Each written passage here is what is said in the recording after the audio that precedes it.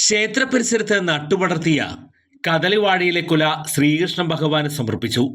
April മാസത്തിലാണ് വടക്കാഞ്ചേരി കരുമരക്കാട് ശിവക്ഷേത്രത്തിന് പിറകുവശത്തായി ക്ഷേത്രം ഉപദേശക സമിതി ഭാരവാഹികൾ കദളിവാഴ നട്ടത്. ഇന്ന് രാവിലെ അനുവാദം വാങ്ങി വാഴക്കൊല വെട്ടിയെടുത്ത ശേഷം ശ്രീകൃഷ്ണ ഭഗവാന്റെ നടക്കിൽ സമർപ്പിച്ചു. ദേവസ്വം ഓഫീസർ മഞ്ജുഷ് വാഴ നടുകയുണ്ടായി. അതിന്നൊരു നല്ലൊരു കൊലയായിട്ട് കൊലച്ച് വന്നിരിക്കുകയാണ്. അത് നമ്മൾ ക്ഷേത്രത്തിൽ ഭക്തർ, സമിതി, ദേവസ്വം ജീവനക്കാർ എന്നിവർ ചേർന്ന് സമർപ്പിക്കുകയാണ്. അപ്പോൾ അത് കന്ന് ഇവിടെ കൊണ്ടുവന്ന് ഭഗവാന് നേദ്യക്കദളി എന്നൊരു ആശയം കൊണ്ട് ഭക്തരായ വി അനിരുദ്ധൻ, പ്രിയ ഭക്തജനങ്ങളെ, നമ്മൾ ഏതാണ്ടൊരു 8 മാസം മുന്നെയാണ് ഇങ്ങനൊരു ആശയം ഓഫീസർ പറയുകയും ഒരു വാഴക്കന്ന് കൊണ്ടുവരികയും അത് നമ്മളെല്ലാവരും കൂടി വയ്ക്കുകയും ചെയ്തു. ഇന്നത് ഫലമെടുക്കത്തക്ക രീതിയിൽ നല്ലൊരു കൊലയായി വന്നിരിക്കുന്നു. അന്ന് കുറച്ച് എണ്ണം കൂടി വെച്ചിരുന്നുവെങ്കിൽ എത്രത്തോളം നന്നായിട്ട് കുറച്ച് വില കൂടി കിട്ടുമായിരുന്നു.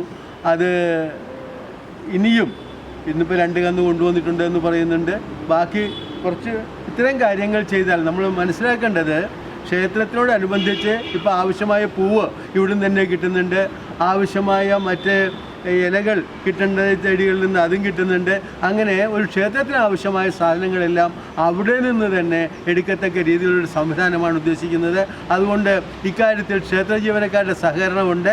ഇനിയും കൂടുതൽ അവരുടെ സഹകരണം ഉണ്ടാവണമെന്ന്. കാരണം ഞങ്ങൾ മറ്റുള്ളവരൊക്കെ പുറത്തുനിന്ന് വരുന്നവരാണ്. ഒരു സമയത്ത് ഇത്തിരി വെള്ളമൊഴിച്ച് അതിനെ വളർത്തിക്കൊണ്ടുവരണമെങ്കിൽ ക്ഷേത്ര ജീവനക്കാരെ അതിനോട് ഒന്നിച്ചു നിന്നാൽ മാത്രമേ സാധിക്കുകയുള്ളൂ. P N Rajan, P N Gokulan, P K Rajesh, K Hemalatha എന്നിവർ പങ്കെടുത്തു. ബിസിനസ് നേർവഴിക്ക് നടത്താൻ വ്യാപാരികൾക്ക് കൂടെയുണ്ട് ത്രിധിര. GST നോട്ടീസുകൾക്കുള്ള മറുപടി, registration, return filing, appeal filing, accounting, income tax return filing and project report തുടങ്ങി വ്യാപാരികൾക്ക് വേണ്ട നിർദ്ദേശങ്ങൾ ലഭിക്കാൻ ത്രിധിര അക്കൗണ്ട് വടക്കാഞ്ചേരി. ഫോൺ 9447077369. മറ്റൊരു നമ്പർ 9562467999. കൂടുതൽ വാർത്തകൾക്ക് ഞങ്ങളുടെ ചാനൽ സബ്സ്ക്രൈബ് ചെയ്യുക. ഫേസ്ബുക്ക് ഫോളോ അപ്പ് ചെയ്യുക. വാർത്തകൾ വേഗത്തിലറിയാൻ എനി ടൈം ന്യൂസ്.